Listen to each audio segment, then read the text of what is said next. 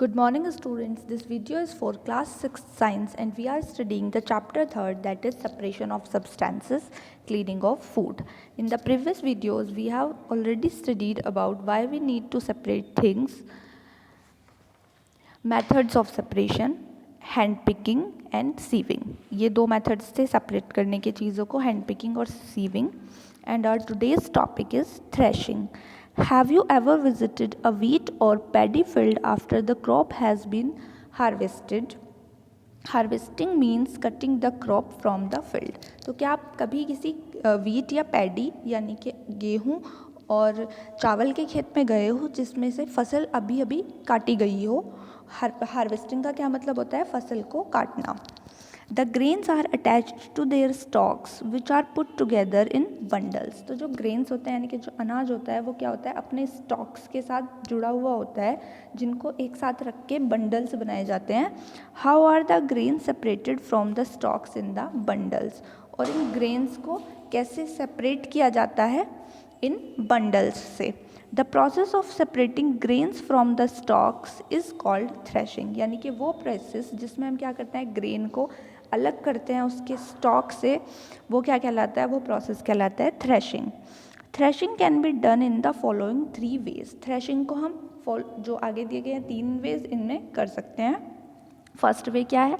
Bye beating the stocks with stick on the ground. यानी कि आपने जो जितने भी आपने स्टॉक्स जो भी कट किया, आपका जो ग्रेन है, आप उसको एक डंडे से पीट कर, जिससे क्या होगा, वो ग्रेन अलग हो जाएंगे और वो स्टॉक अलग रह जाएगा. सेकेंड मेथड क्या है? By allowing animals like bullocks to trample the stalk. And third क्या है? By using machine. तो सेकेंड मेथड में हम क्या कर सकते हैं? हमने ज़मीन पे फैला दिया अपना जितने ग्रेन्स थे हमारे स्टॉक्स के साथ में, और फिर हमने बुलक्स को उनके ऊपर चलाया जिससे वो क्या कर सकें, उसे कुचल सकें और जो ग्रेन्स हैं वो अलग हो जाएं स्टॉक्स से. और थर्ड मेथड होता है मशीन से, यानी कि आप मशीन की हेल्प ले सकते हो. Machines are generally used in large fields. यानी कि जो बड़े बड़े खेत होते हैं उनमें हम जनरली किसका यूज़ करते हैं? मशीन्स का.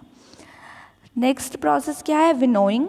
Winnowing is a method used to separate lighter components of a mixture from the heavier ones by wind or by blowing air.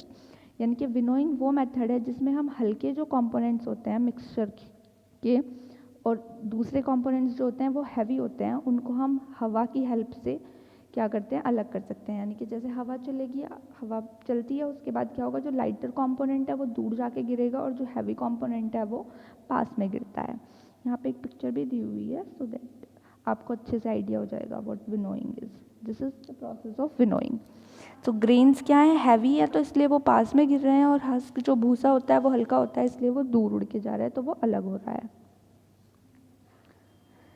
It is used by the farmers to separate husk from grains. ये farmers use करते हैं क्या करने के लिए? जो भूसा होता है, हस्क होता है, उसको अनाज से अलग करने के लिए. Husk particles are lighter than grains. While winnowing, the husk particles are carried away by the wind. अब जो husk particle होते हैं वो क्या होते हैं? अनाज से हल्के होते हैं, और जब विनोइंग का प्रोसेस चल रहा होता है तो वो हवा के द्वारा दूर ले जाए जाते हैं. The heavier grains fall near the place of winnowing. और जहाँ पे विनोइंग हो रही होती है, जो जो भारी होते हैं अनाज वो पास में ही गिर जाते हैं. Husk is a useful component. It is used as fodder food for animal. यानी कि हस्क जो होता है, भूसा, वो भी क्या है? एक यूजफुल कॉम्पोनेंट है. उसे किस चीज़ में यूज़ किया जाता है? उसको एक फॉडर की तरह, यानी कि उसे पशुओं के चारे की तरह यूज़ किया जाता है.